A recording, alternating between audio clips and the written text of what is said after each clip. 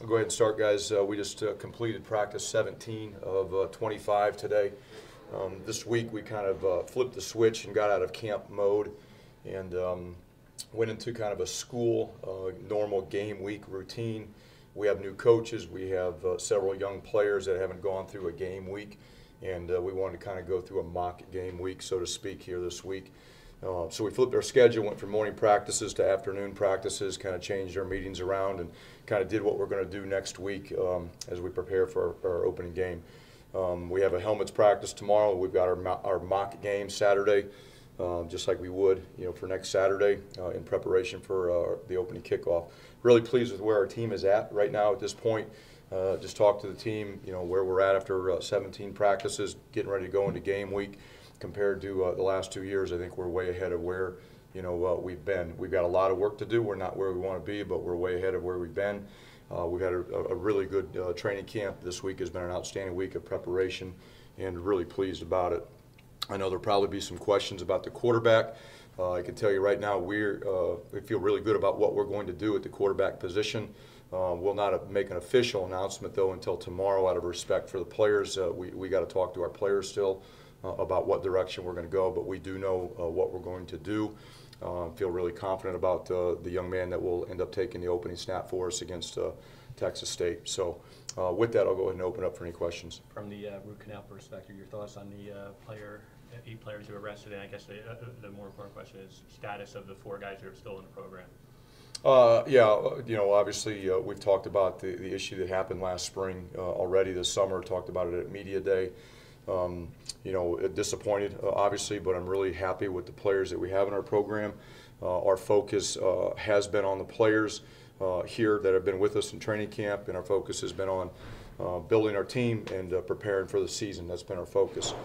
Anytime you have members of your family make poor decisions and get into trouble, it's discouraging, it's frustrating, and it hurts, and that's really what it is right now. But again, it happened a while ago. We dealt with it. There's no distractions at this moment. This team is focused and together, and that's our focus, and that's where we're headed. The status of the 4 guys who are still in your program, is that determined after the September 13th hearing? Yeah. I mean, there is no final decisions on any of the players that haven't been with us in training camp. Obviously, you guys are aware of the dismissals that we made in the summer of the other players at this moment. A couple have transferred already. You guys are aware of that. Regarding the other players, we have not made and will not make any final decisions on their status until this thing is resolved. How do you prevent this from happening again when you have 110 guys in the program, you have 10 coaches and then other operations people? How do you police stuff from this happening again? Yeah, it's always a good question, and I've been doing this a long time, and I can tell you, and I never made any promises when I took this job over other than the fact that we are going to do everything we can to bring in the right type of player that fits our culture and understands our standards. We're going to control the things that we can control, and that's the level of education that we give our players, the constant communication that we give our players, and the motivation to make good decisions. When you're dealing with over 100 players that are age 18 to 22 on a college campus, issues are going to come up. We understand that. We know that.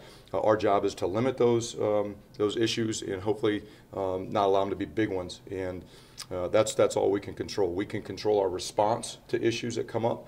Our players understand what our standards are, what our expectations are, and they understand that there are consequences if they don't live up to those behavior standards, and that's really all that we can control. But it's just constant education and communication and motivation about the issues that can come up on college campuses and try to help these guys make the right decisions. And again, issues are going to happen. We don't like it, but we're going to deal with them. With this being the first major issue that you've had here, how do you use it as kind of a teachable moment for the rest of the guys of how you want to change the culture?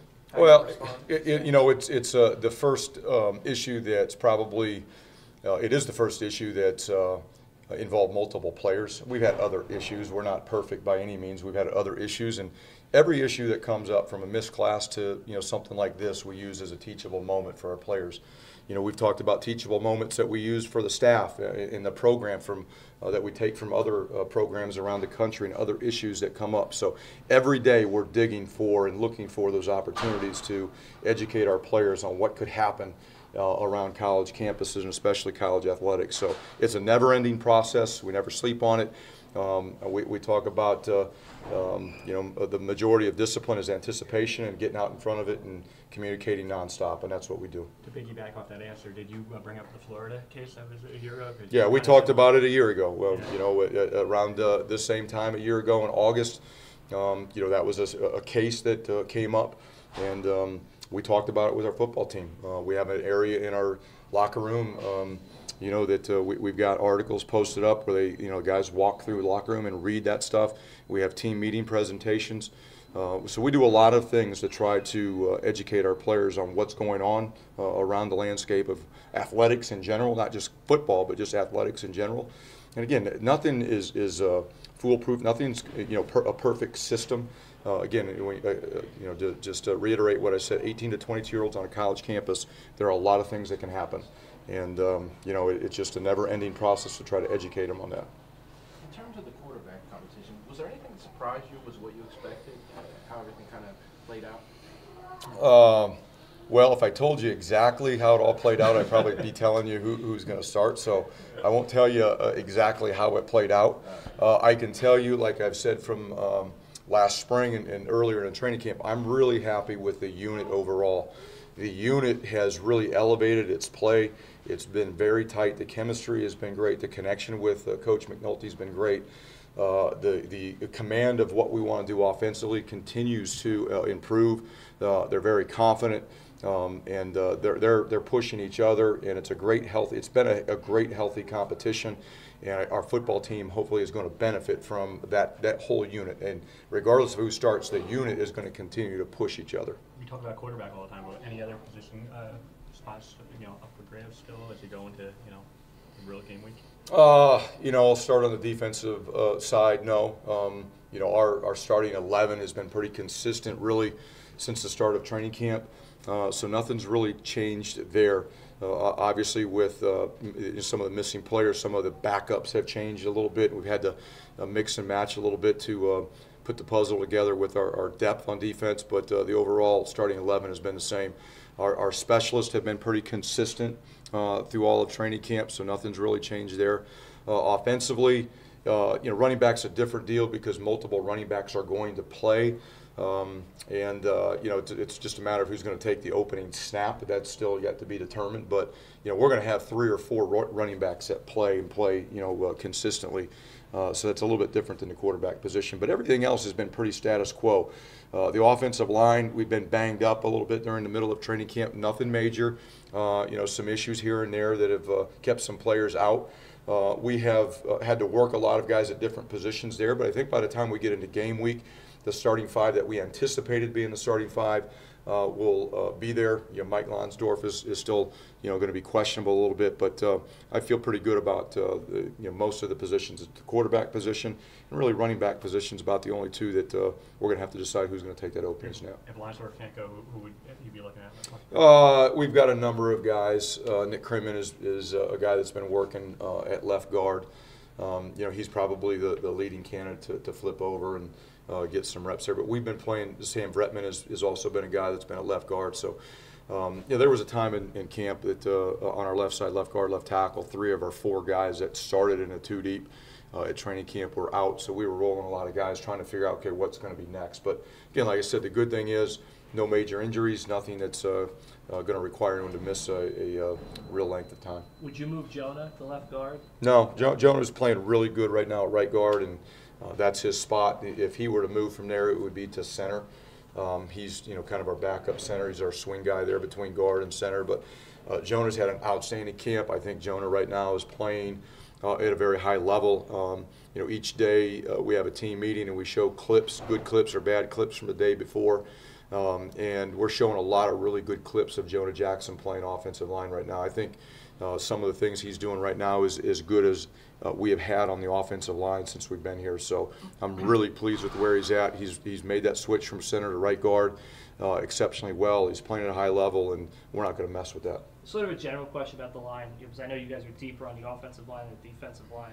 Well, it depends on what you I don't want to interrupt you, but it depends on what you mean by deeper. If you're talking about just numbers, yeah. That's one thing. You're talking about guys that can play, that are ready to play in the Big Ten.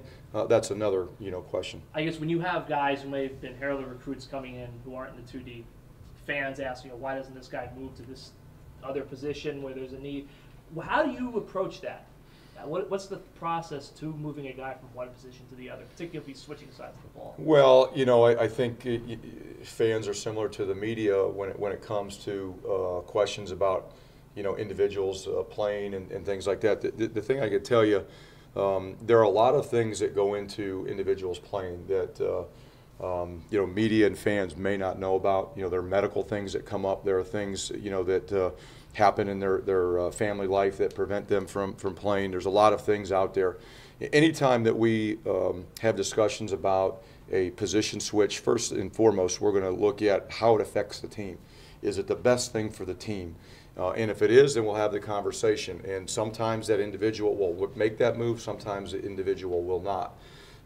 And then we'll look at what's best for the player. Where can he get on the field the fastest? And again, some guys are open to position switches. Some guys are not. Some position switches might be better for the football team, but the individual may not be up for it, may be resistant to it.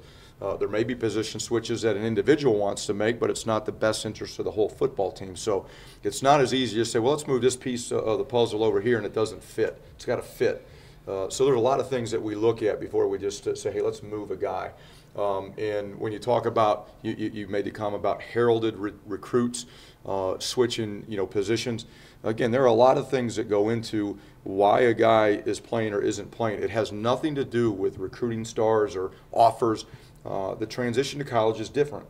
It's a difficult one. There's a lot of things that go on in a young man's life, academically, socially, athletically, spiritual, a lot of things. And it's not as easy. Well, that guy was a 4-star. He had 30 offers, or he didn't, and he should be playing. I wish it was that easy, but it's not. So that's a long answer to a short question, but it's important that we talk about that. Question regarding Trey Sneed. Did he come up to you to redshirt a year ago? And he did. How has he did.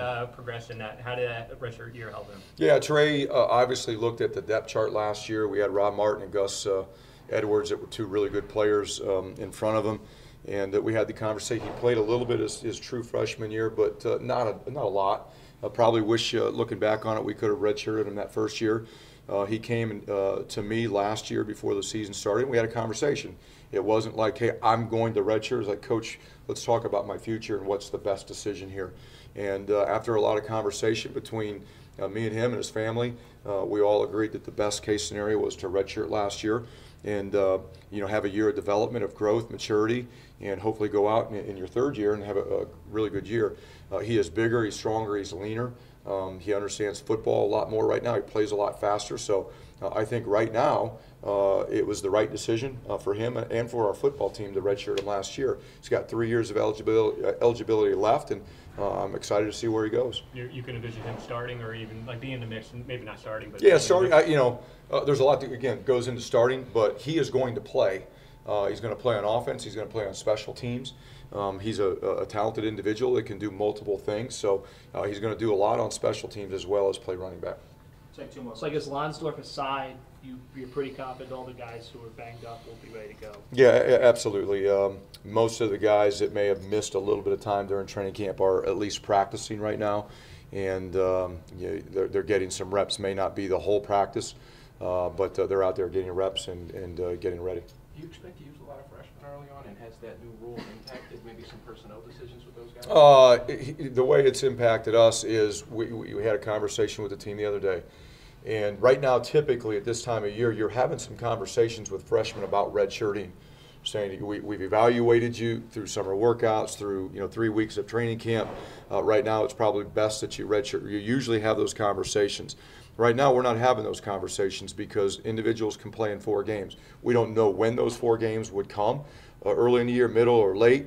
We're going to play the best players that give us an opportunity to win games. I don't care if it's a freshman, it's a senior, it doesn't matter.